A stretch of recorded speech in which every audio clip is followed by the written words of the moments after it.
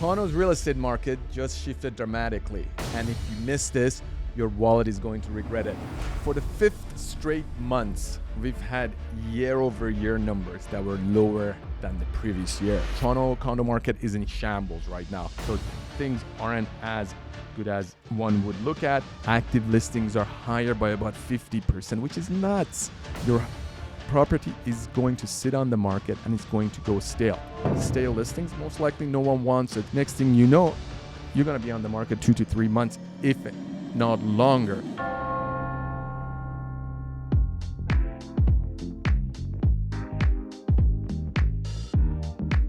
If you like our episode, please don't forget to share, like, and subscribe. Thank you. Toronto's real estate market just shifted dramatically, and if you miss this, your wallet is going to regret it.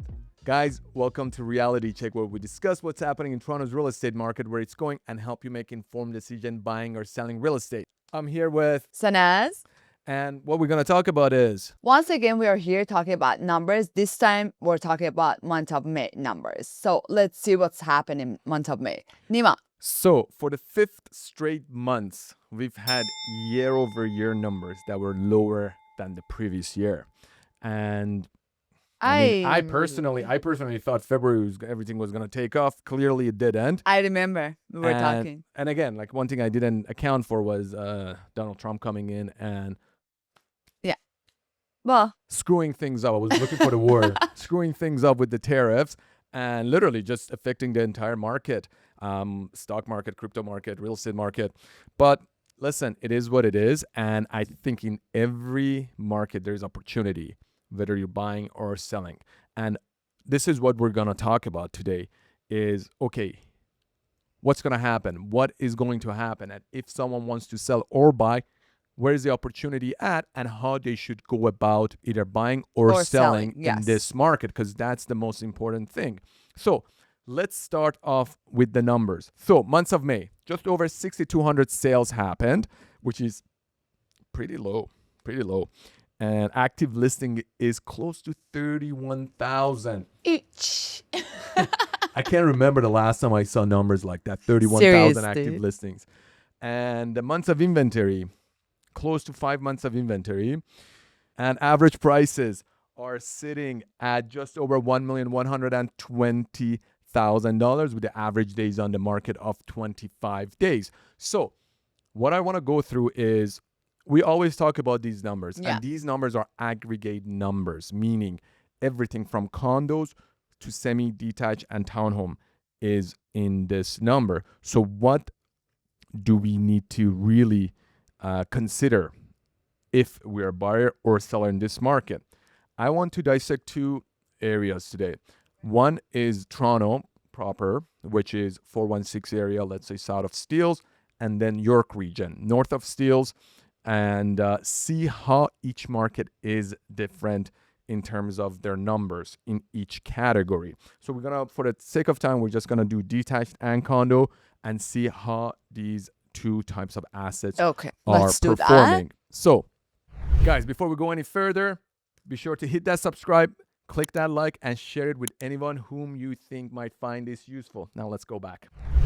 Given I've been collecting data for the last God knows how many years, so we got all these numbers. So we're gonna go through what's going on with the condo market and look at what really has transpired in the condo market, because Toronto condo market is in shambles right now with over 31,000 occupancies happening for brand new condos, unsold inventory from before, over 7 months of inventory.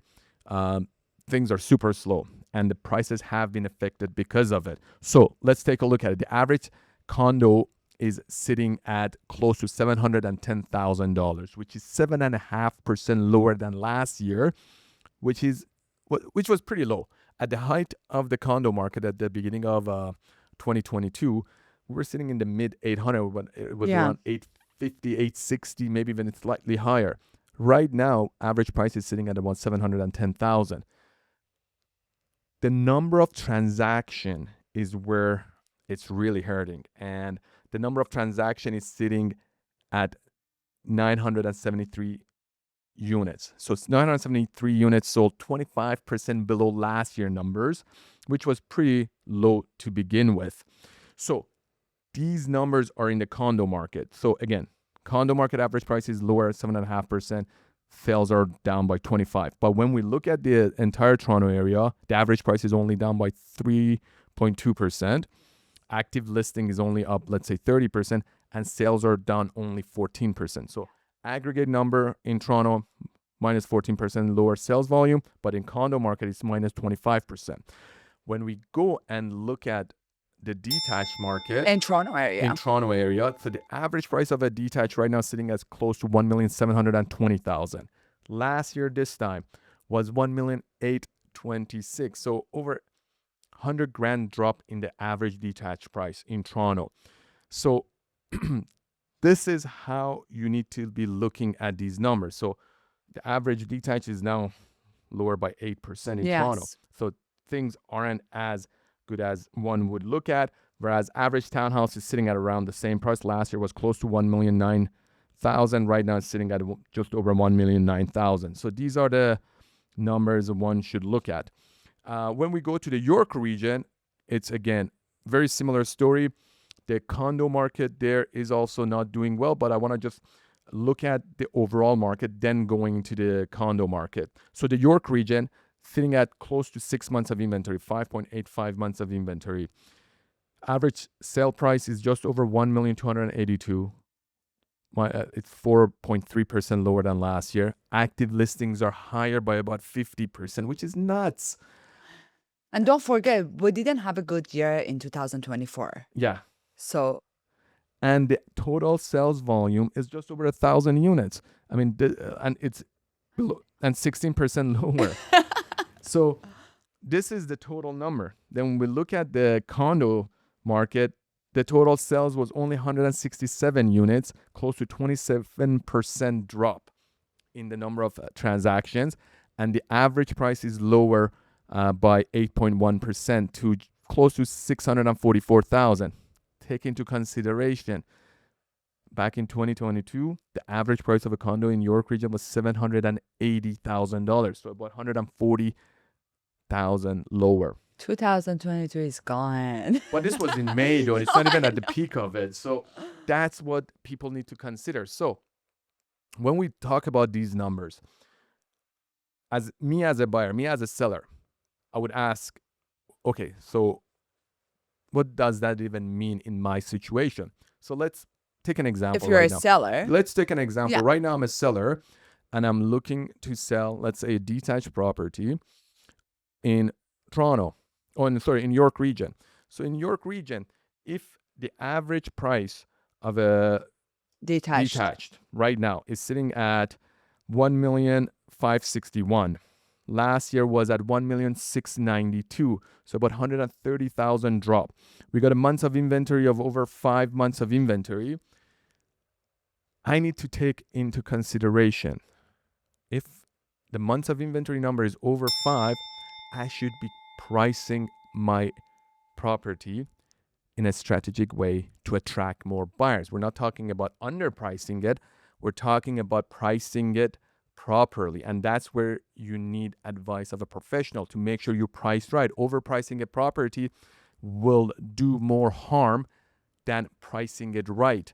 You could never underprice a property in GTA market, because if it's underpriced, there's still enough demand that will get multiple offers. We're still seeing it in this market. Some properties are on purpose pricing it low. On offer dates, we see still 5 or 6 offers showing up. I mean, they're not crazy high offers, but still, it will hit it at where the market is. So if you are selling and if you're overpricing your property, what are the dangers of that?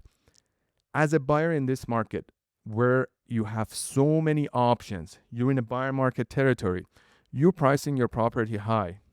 Not only you're going to miss out on serious buyers that are going to come in the first 2 weeks to buy your property, your property is going to sit on the market and it's going to go stale.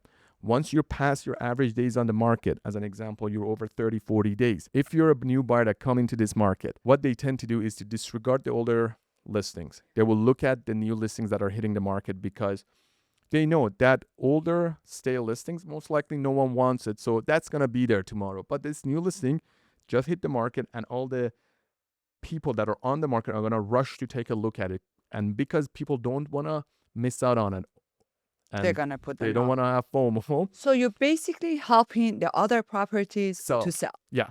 So they're going to go and take a look at that property. If they don't like it, they may get to your listing. But for them to go through that process and get to your property is probably past another 10 days. And when they come and look at it, they're going to go look at a bunch of more properties. Next thing you know, you're going to be on the market 2 to 3 months, if not longer. So this is the danger of overpricing your home in a market where you got a month of inventory of over 5. As a buyer, what strategy can you use in a market like this? As a buyer, if I'm looking at an area that's got over 5 months of inventory, I know there are good options there. I know I can go and place offers. I can go about it relaxed. I can have my financing condition. I can have my inspection condition and go in and negotiate for a price that I think is the proper value for the property. Best price, yeah. My suggestion to the buyers in this market is that go in, don't just take a look and walk away. Try offers on properties. You never know what seller is thinking. Once the offer goes on the paper, the whole atmosphere changes, and most sellers and buyers will find each other's expectation once there's a written offer on the table. So my suggestion to all buyers right now is to try putting an offer. If you're looking for condos, if you're looking for homes in any area, till you put a written offer, nothing is going to happen. And so based on what we're talking right now, Nima, what do you think is going to happen in summer? Market is going to change. It's going to get better, worse, so inventory. Let's discuss what's going to happen in the upcoming months. If you like our episode, please don't forget to share, like, and subscribe. Thank you. I mean, with the recent Bank of Canada announcement in June 4th, they said they're going to hold the rates. I don't see the like summer market, picking up or having a dramatic change, especially in terms of demand. So I think we're going to have a pretty quiet summer. I'm getting this question from a lot of sellers. Should I sell right now? Wait for the fall market? My answer is, we've been through this before. Last year was a good example. Everyone waited for the fall. Fall market came in. We had a surge of listings hit the market. Months of inventory shot up again. Nothing really drastic happened. So if you're looking to sell and to buy, why not put it on the market right now? See what happens, because if you sell, then you can buy in the same condition. A good strategy to keep in mind for those people that are going to be selling and buying. In this market, my suggestion to all sellers is to list first, see what you get for your property, because it's very risky to buy something and your house sits on the market and you're going to have 2 homes on your hand. So the second point to consider would be whether or not the next property you're buying is, I would say, you're upsizing or downsizing, because majority of the luxury homes right now have taken a higher hit in this market. So the prices have come lower. So if you're upgrading, this is a great market to be upgrading in. If you're downsizing, meaning let's say you got a larger home and you're downsizing to a smaller home, to a smaller product that is higher in demand. So that's where the trade-off will be, because those price points that are more competitive, they haven't dropped as much as the higher end homes. So you may want to consider either not sell right now, wait for the market to get better, but those properties are going to get more expensive, but the percentage increase on your higher end home is going to be higher, so you're going to probably have more money in your pocket. Or if you are going to sell, then put it on the market, make sure to get the price you're happy with, and then go and purchase the property. Just get into the market.